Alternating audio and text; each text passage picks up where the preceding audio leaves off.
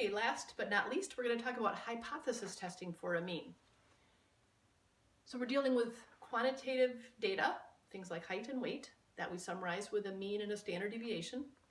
And now we're asking a yes-no question. On average, are people at Calvin taller than 5'3"? Okay, on average, is the age of the faculty at Calvin less than 60? So we're asking a yes-no question about a mean. So we'll have that same four-step procedure that we used with the z-test: hypotheses, test statistic, p-value, decision. Our null hypothesis is always a claim about what's true in the population. We don't need to ask what's true in the sample because we'll have a sample. We know what's true in the sample. So we're making a claim about what's true in the population. So now we're no longer making a claim about what's true about a population percent, but what's true about a population mean. So now the population mean is equal to some value, and that value is whatever is the standard, no change, no difference, nothing going on. So I'll write that for whatever that value is. Then our alternate is something different from that.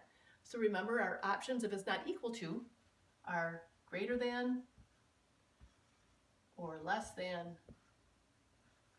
or not equal to that same value. So those values have to match, okay? So once we have that, then we'll compute our t-statistic. 3 numbers come from our sample again: sample mean, sample standard deviation, sample size. And this is our hypothesized mean that comes from our null hypothesis. Then we'll go get a p-value.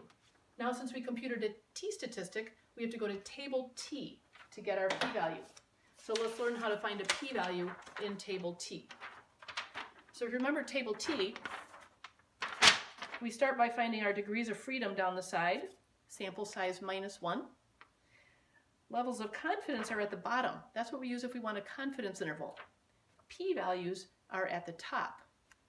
So what we're going to do to find a p-value is we're going to find our degrees of freedom. So let's say we have a sample size of 25, then we'll have 24 degrees of freedom. Then we'll find that t-statistic that we computed right here, somewhere in that row. After we find our t-statistic, so if sample size 25, degrees of freedom 24, let's say our t-statistic that we computed was 1.711. Then we go to the top to find the p-value. If our alternate hypothesis is one-sided, so greater than or less than, then our p-value is this bottom number, 0.05. If our alternate is two-sided, not equal to, so different from, then our p-value for the one-sided is doubled, and it'd be 0.10. So usually our t-statistics, when we compute them, will be between columns. So usually the best we'll be able to do when we do it by hand is to say my p-value is between, say, 0.01 and 0.025, or between 0.02 and 0.05. So that's usually the best we can do. So in the case of the example that I did on your handout, a psychology experiment was testing the ability of rats to run through a maze. They wondered if it would take less than 60 seconds on average for rats to make it through the maze. A sample of 21 rats, sample size of 21, took on average 52.2 seconds to navigate the maze. Our sample mean is 52.2 seconds with a standard deviation of 13.5. Standard deviation is 13.5, sample size is 21. So we have those 3 numbers. Our null hypothesis, what would be no change, no difference, the way they assumed it would be, nothing going on? Well, they wondered if it would take less than 60 seconds. 60 seconds. So our null hypothesis is that it does take 60 seconds. And our alternate, in this case, we wonder if it takes less than that. Okay, the null is always equal. We wonder if it's going to take these rats, on average, I mean, some individual rats could take well over 60 seconds. So we're wondering about the average of all rats. So for the average of all rats, is that going to be less than 60? Okay, even though some individual rats, of course, could be way over that. So now we compute our t-statistic. In this case, the sample mean was 52.2.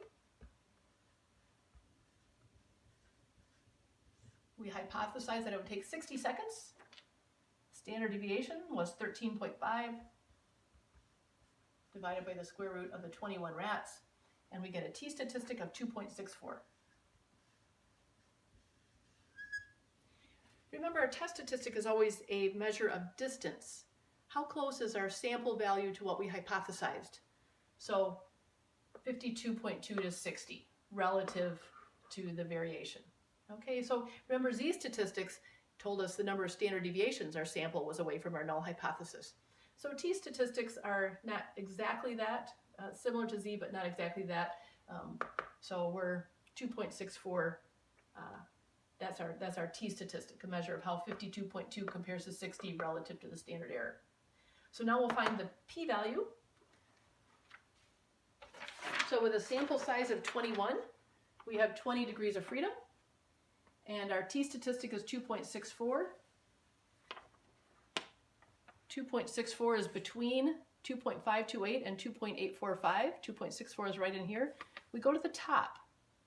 Our alternate is less than, so that is one-tailed, one-sided, so our p-value is between 0.005 and 0.01. So we don't know exactly what it is. It's not 0.01, it's not 0.005, it's somewhere in the middle. Somewhere in the middle.